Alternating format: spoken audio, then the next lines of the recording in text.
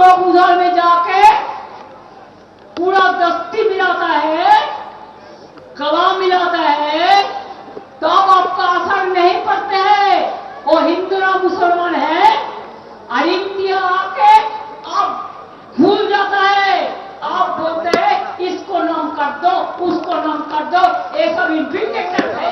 मैं तो कहेंगे आप सबसे बड़ा इन्फिल्ट्रेटर है। आपका सरकार है। जो डरते हैं वो मरते हैं, जो लड़ते हैं वो जिंदगी में कामयाब होता है। सबको भेज दिया, सबको भेज दिया, और कहता मकान भी छोड़ दो, सब मकान में बीजेपी का निजाम लोग रहेगा। चोर डाकत गुंडा का पार्टी है।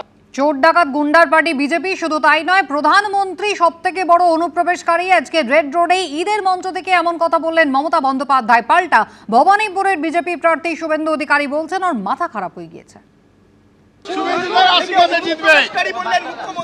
মাথা ঠিক নেই, হেমন্ত সোরেনের সাহায্য নিয়ে রাঁচি যাওয়া উচিত।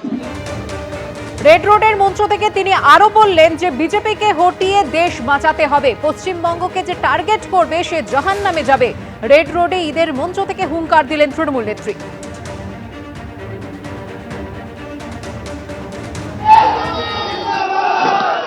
थोड़ा थोड़ा गद्दार भी है जो बीजेपी के पास रुपया लेके वोट बचने का खेल में खेल रहा है।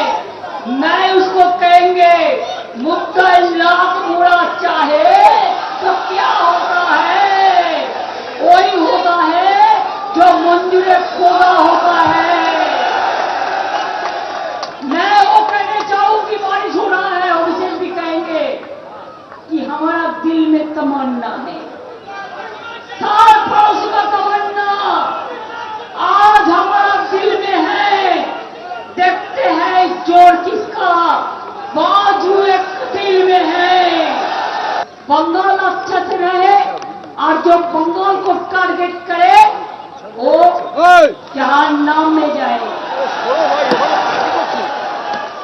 खुद ही को कोई बुरा दिखता, खुद ही को कोई बुरा दिखना, और तब्दील से पहले हमारा रोजा एक ही है, बीजेपी हटाओ, देश हटाओ।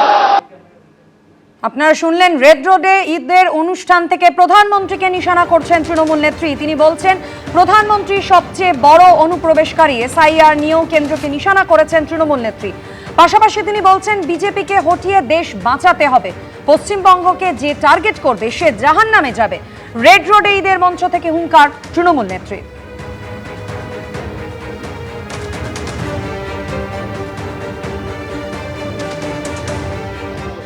आप जो दुबई में जाके, दुबई लोग हमारा दोस्त है इंडिया का, आप लोग उधर में जाके पूरा दस्ती मिलाता है, गला मिलाता है, तो आपका असर नहीं पड़ते हैं। वो हिंदू ना मुसलमान है, और इंडिया आके आप भूल जाता है। आप बोलते हैं इसको नाम कर दो, उसको नाम कर दो, ये सब इन्फिल्ट्रेटर है। मैं तो कहेंगे आप सबसे बड़ा इन्फिल्ट्रेटर है। आपका सरकार है। जो डरते हैं वो मरते हैं, जो लड़ते हैं वो जिंदगी में कामयाब होता है।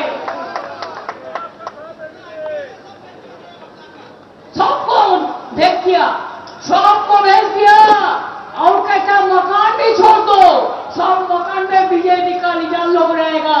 चोर डाकत गुंडा का पार्टी है। আর এই মুহূর্তে আমরা টেলিফোনে যোগাযোগ করে নিয়েছি বিজেপি মুখপাত্র দেবজিৎ সরকারের সঙ্গে। দেবজিৎ বাবু, আপনি শুনলেন রেড রোডে ঈদের অনুষ্ঠান থেকে মুখ্যমন্ত্রী মমতা বন্দ্যোপাধ্যায় প্রধানমন্ত্রীকে সবচেয়ে বড় অনুপ্রবেশকারী বলে আক্রমণ করছেন। পাশাপাশি তিনি বলছেন বিজেপিকে হটিয়ে দেশ বাঁচাতে হবে, পশ্চিমবঙ্গকে যে টার্গেট করবে সে জাহান্নামে যাবে। রেড রোডে ঈদের মঞ্চকে রাজনৈতিক মঞ্চ শুধু নয়, ধর্মীয় বিভাজনের যে রাস্তা তাকে চওড়া করার একটা পদ্ধতি হিসেবে মুখ্যমন্ত্রী বরাবরই ব্যবহার করেন। আজকে সমস্ত সীমা তিনি ছাড়ালেন, কিন্তু কিছু করার নেই, তার শেষ অস্ত্র তিনি প্রয়োগ করছেন। কিন্তু মুখ্যমন্ত্রী জিততে পারবেন না, তার দল কোথাও জিতবে না। হিন্দু মুসলমান নির্বিশেষে পশ্চিমবঙ্গের বাঙালি মুখ্যমন্ত্রী এবং তার দল তৃণমূল কংগ্রেসকে পরিত্যাগ করেছেন।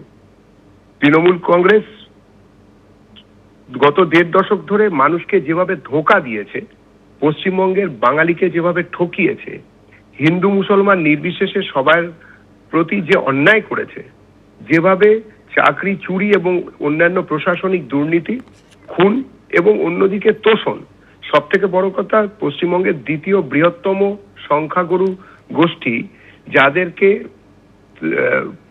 তিনি দুধেল গাই বলে বারবার অপমান করেছেন, তারা মমতা বন্দ্যোপাধ্যায়কে ক্ষমা করবেন না। মমতা বন্দ্যোপাধ্যায়ের এসব অলীক ভাষণ কেউ বিশ্বাস করছেন না। সবাই জানে যে প্রধানমন্ত্রী কি করছেন এবং সবাই জানে বিজেপি কি করছে। 2026-এর নির্বাচন তৃণমূলের বিসর্জন। মমতা বন্দ্যোপাধ্যায় এরপরে অখণ্ড অবসর পাবেন, তিনি সাবধানে থাকতে পারবেন, তিনি সুখে থাকতে পারবেন, শান্তিতে থাকতে পারবেন। আমরা বাঙালি বাঁচতে চাই, পশ্চিমবঙ্গকে ইসলামিক রিপাবলিক অফ পশ্চিম বাংলাদেশে পরিণত করতে আমরা দেব না। বাঙালি বাঁচতে চায়, সেই জন্য বাঙালি 26-এর নির্বাচনে বিজেপিকে ক্ষমতায় আনবে এবং পশ্চিমবঙ্গের প্রথম বাঙালি জনতার সরকার গঠিত হতে চলেছে। ধন্যবাদ দেবজিৎ দা। এবিপি আনন্দ, এগিয়ে থাকে, এগিয়ে রাখে।